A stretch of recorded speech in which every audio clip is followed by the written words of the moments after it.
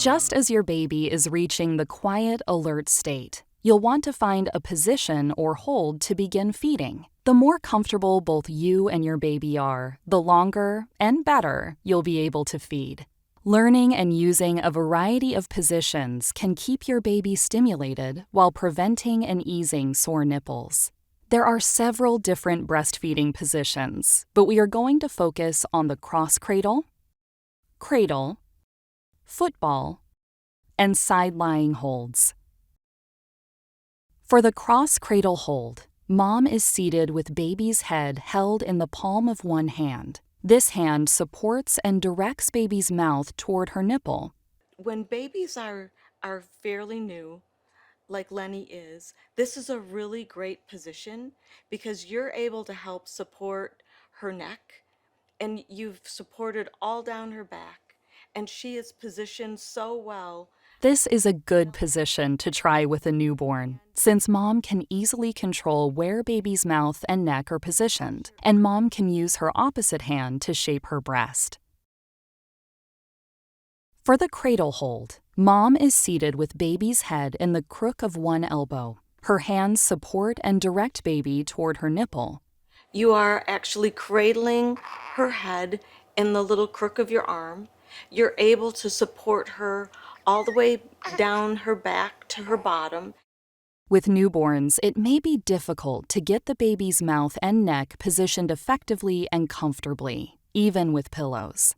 This position works better as baby grows. For the football hold, mom is seated with the baby tucked under, between her side and the arm supporting the infant. Baby's feet extend towards the back of the chair. Baby is well supported, and mom can both see baby clearly and easily provide good head control. Your arm here is actually supporting her back, and she has her little feet tucked behind you into the sofa cushion. You can control her head, and given that she's on the tinier side and she's just 2 weeks old, she doesn't have a lot of head control. So you being able to help her position and maintain the alignment so that her head, spine, shoulders, and hips are all positioned together, and that her belly is moved to your side. You can see really well where her mouth is. That is getting accustomed to making sure that the baby's mouth is open really wide when they initially latch, and that you want to make sure the baby gets most of the areola in her mouth. This can be a good position for moms with a C-section, twins, or a premature baby. When done with a baby on each side, this is called a double football or rugby hold. When trying to nurse twins together, extra pillows may be needed. The side-lying position is good for feeding in bed. Mom and baby lie on their sides, facing each other, tummy to tummy. Mom's top hand can guide and support baby's head and mouth. No matter which breastfeeding position you choose, your baby's mouth should be at the same level as your nipple. You'll want to bring the infant close to you, not bend down, as though you were bringing yourself to the infant. His head should be in a straight line, with his belly directly facing you, not turned to the side.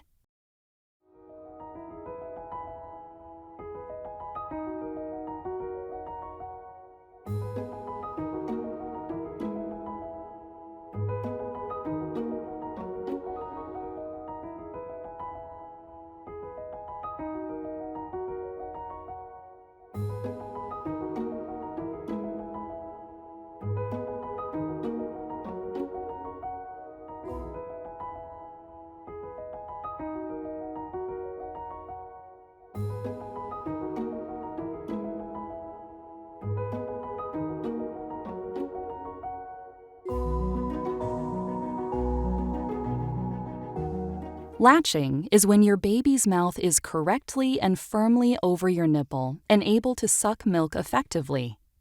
A good latch is essential for your baby to get milk and for you to feel comfortable during the breastfeeding. To get a good latch, make the letter C with your thumb and fingers. Hold your breast with the nipple close to the baby's mouth and tickle the baby's lip. It may help to encourage your baby if you first hand express a drop or two of milk. The baby should open his mouth wide with his tongue flat against the floor of his mouth. Move the baby closer to your breast so that his chin touches the breast and his lips are flanged outward. The areola should be covered but more visible at upper lip than bottom. Breasts, areola, and nipples come in many shapes and sizes. The appearance changes after an infant nurses and once they are fuller as they prepare the infant's next meal. You should feel the baby sucking and see the baby's throat moving. Hear him making swallowing sounds. A baby's suck should be strong. There should be little to no pain or discomfort for you.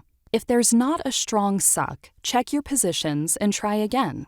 When you need to stop feeding for a break or to change sides, slide your clean finger into baby's mouth to break suction. Never just pull the baby away. You can also use this technique to reposition if you feel pain or discomfort during feeding. At the end of the feeding, mom's breasts should feel less full. Baby should be calm, indicating fullness. You may also see wet and poopy diapers. Your baby's weight gain is the best indicator of successful breastfeeding.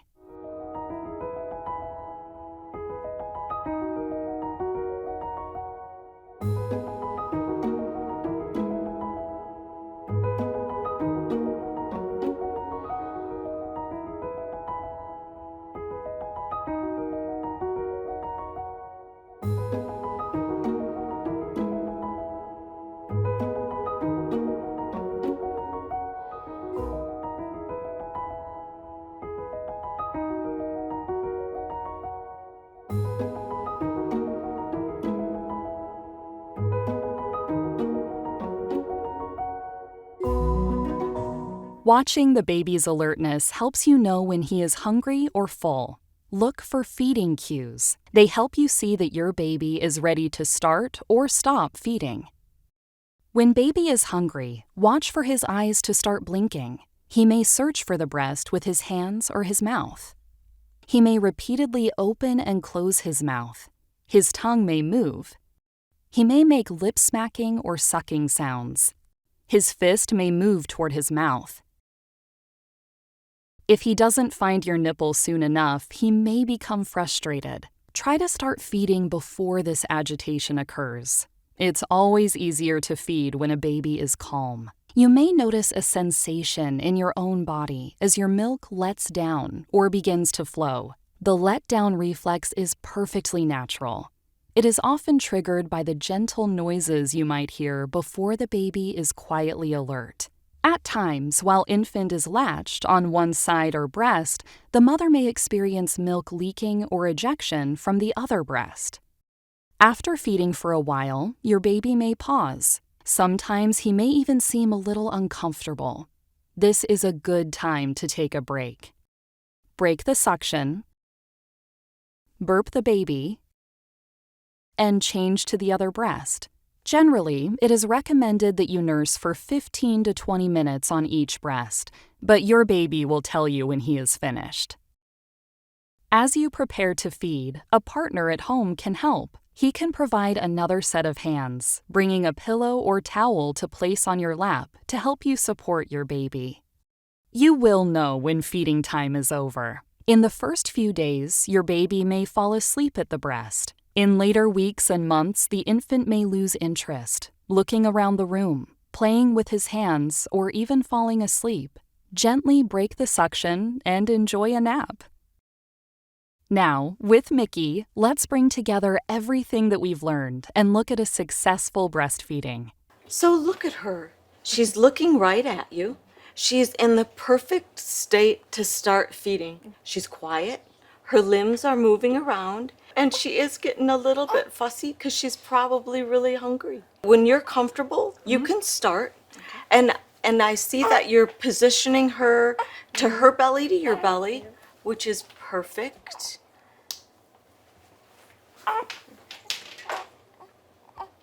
And you're doing a cross cradle, but right there. Now you've got her really comfortable. And look at her. You can see her mouth, her jaw moves a little bit. and then she rests. If you can see like her lips are flanged, and the chin is into your breast, which is a really wonderful position, and her nose is just a little bit off, which is good. And it's not unusual for babies that are this young to take a little time to adjust. Okay? And sometimes when they're learning, you do, I think as moms, you have to try and encourage them. So what you're doing with your hand and like rubbing the bottom of her chin and that, you can also like take her little foot and like put it in and pull it and like have her stretch it back out. Because sometimes when you touch around the mouth, she may think she's going to root to where your finger is. Infants that are this young don't have all of the body mechanics to, their head's a little bit heavier than the rest of their body. So she's positioned really well. And then you're supporting the length of her all the way down to her little bottom. So she is really secure. And for yourself, you've got yourself a pillow, so that you don't have to strain to like keep your arm there. Your arm is supported by the pillow. And as far as how you're positioned, you have really good posture. You're sitting back and relaxed. Your shoulders are relaxed. And I see you have water. Yes. Great to keep hydrated. Do you make sure, like when you sit down, that you have some things together? Yes, I have to have my water with me. Okay. So at every station. So we keep one in the nursery and our bedroom, and down here we keep it full of ice water. I think that is a perfect strategy to make sure that as she's getting hydrated, you stay hydrated as well. Yes.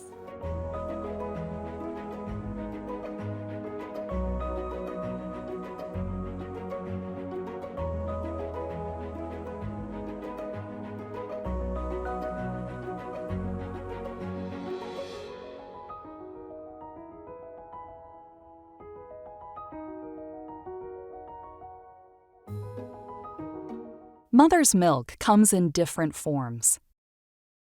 In the first few days, your body will make colostrum. This is a thicker milk, high in fats and antibodies that help keep your baby from getting sick.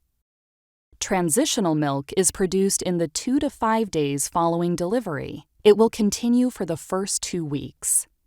During this time, the milk will change from the yellow golden color to a bluish white. Mature milk is produced around 2 weeks following the birth. It consists of foremilk, the milk at the beginning of the feeding, and hind milk, which comes at the end of the feeding and is thicker, containing more fat and calories. Some nutrients of mature milk change as the baby feeds, and according to what you consume to provide the baby his needed nutrients.